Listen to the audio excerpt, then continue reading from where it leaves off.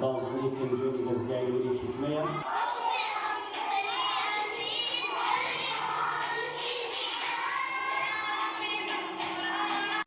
بەڕێزان بەداخەوە هەمومان لە نێو کارەساتێکی مرۆیی گەورەدا دەژین. هەمومان دوژمنایەتێکی کۆتایی خولی هاوینەی بازنەی پێنجۆنی دەستگای نووری حیکمەیە ئاهەنگێکمان بۆ ساز کردوون لە 1/6 خولی هاوینەمان دەستی پێکردووە بۆ هەردوو ڕەگەزە کوڕان و کچان 204 قوتابی بەشداری کردووە.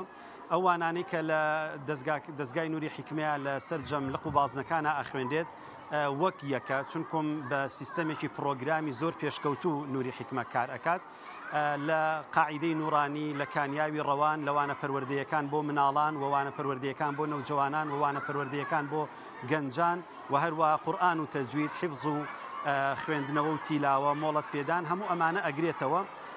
ئێمە ئەلحەمدولیلا دیارە پاش سوپاسی خوای گەورە سوپاسی سەرجەم مامۆستایانەکەین کە خۆبەخشانە لەگەڵمانە بەردەوامن و سوپاس و دەستخۆشیمانەیە بۆ هەموو ئەو کەس و کەسایەتی دیارانە کە لە ڕووی مادیشەوە هاوکاریمانەکەن.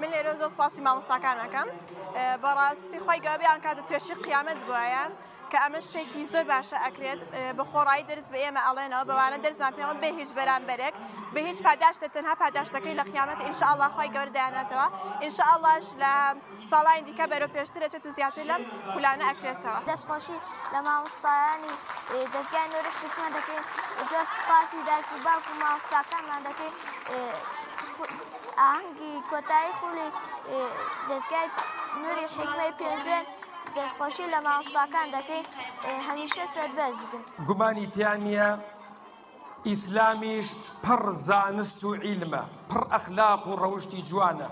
قورئان هانمان ئەدا کە بەرچاوڕوون بین